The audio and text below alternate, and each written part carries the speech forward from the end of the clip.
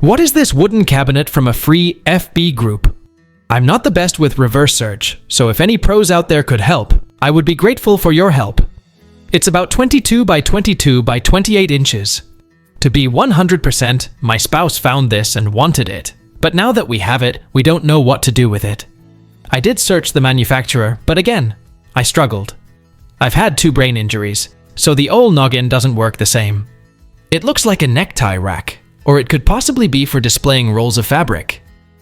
Thanks for any help. It's an antique ribbon cabinet, a store display for ribbons. These cabinets, popular from the late 1800s to the early 1900s, allowed customers to view multiple ribbon colors through glass panels. They allowed ribbons to be stored neatly, untangled, and protected from dust and fading. H. & Sons Manufacturing Company was a historical company based in St. Louis, Missouri, well known for manufacturing antique oak and glass display cases and other store fixtures in the late 19th and early 20th centuries. What is this item that's about the size of a stapler? I have no idea what it is. If anyone knows what it's been used for or has any other information on it, I'm super curious. It's an anti-static gun from the 70s to the 80s, designed for removing static electricity from vinyl records to reduce dust and improve audio quality. Simply squeeze the handle while pointing the business end at the LP. What is this thing I found in my mom's old stuff? There is some little spoon thing attached to the lid. My mom used to go to an antique shop, so my guess is she got this from doing that. My first thought was a honey jar. I'm really curious what this could be. Thanks. This is a Chinese Qing Dynasty white porcelain snuff bottle, used to hold powdered tobacco, and it was kind of popular at one point, like the 1800s, to snort tobacco in lieu of smoking it. Snuff was introduced to China in the late Ming period and became highly fashionable during the Qing Dynasty, from 1644 to 1912. Cool thing is, a lot of them were made for export too, so you'll see all kinds of designs from super traditional to really tacky tourist stuff. Source? My dad collected hundreds of them. What is this thing I found in my 100-plus-year-old farmhouse? The house was owned by hoarders, one of whom was a self-proclaimed preacher with a dubious reputation. It was found with other strange things, like a couple of homemade javelins, slingshots, a chest freezer full of loose apples, etc. I'm thinking it is some sort of a flail or a flogger. I would very much like to know what it was originally made for. It's a weight for an antique cuckoo clock. My family had one with pinecone weights just like that one. But, you know, people can use everyday items for off-label use. It is unknown who invented the cuckoo clock and where the first one was made. It is thought that much of its development and evolution was made in the Black Forest area in southwestern Germany, the region where the cuckoo clock was popularized and from where it was exported to the rest of the world, becoming world famous from the mid-1850s on. Today, the cuckoo clock is one of the favorite souvenirs of travelers in Germany, Switzerland, Austria, and eastern France. It has become a cultural icon of Germany. What is this ceramic or metal giant pot thing on the back of a trailer? It's huge, around 10 feet tall. I actually don't have the slightest clue what it is.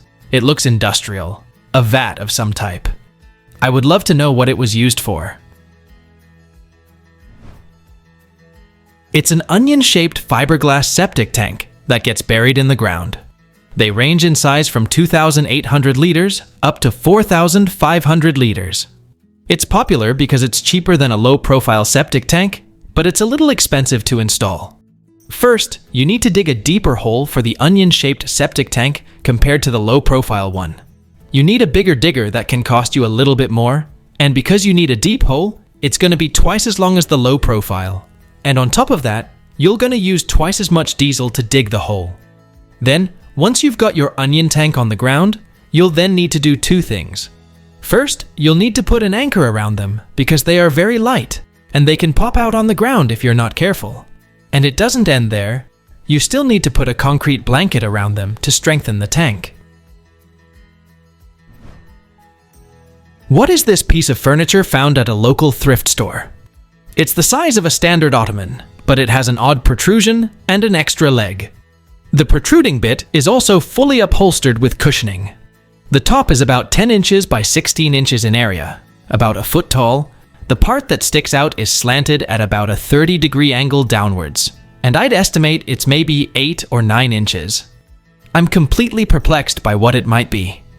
Any idea what it could be for? It's a mid-century shoe store fitting stool. I sit on one 5 days a week for work. The salesperson sits on the stool, and the customer puts their foot on the protrusion for the salesperson to lace it up. Maybe someone bought it secondhand to repurpose and upholster it then. It looks like it would be really comfy to elevate one leg on, or support a stiff knee at a more comfortable angle, positioned more like a normal Ottoman.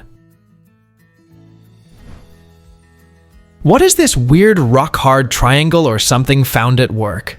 I work at an old Ace Hardware, and we found it in the back room. Everyone is really stumped here. My first guess was that it could be some kind of cleaning device for brushes. Scrub it against all the spikes inside, and the slots allow debris to fall out. Any ideas, anyone? It's a 1940s to 70s ceramic brick insert for a radiant gas heater, a heat-resistant ceramic component that fits inside a gas heater. It gets red hot and distributes the heat out into the room. When gas is ignited, the ceramic heats up and emits radiant heat outward rather than relying mainly on hot air. It's made from refractory ceramics, often alumina-based, and is designed to withstand very high temperatures and repeated heating cycles. What is this odd brass gauge of some kind? I have no leads on what this is, but the patent is from 1863. About 1.5 inches long, and the ends of the bars in the middle are rectangular with rounded corners. It is numbered 1 to 12 on the bars, can be flipped or moved independently. One side says Roston, and the other side I think is W. Hall.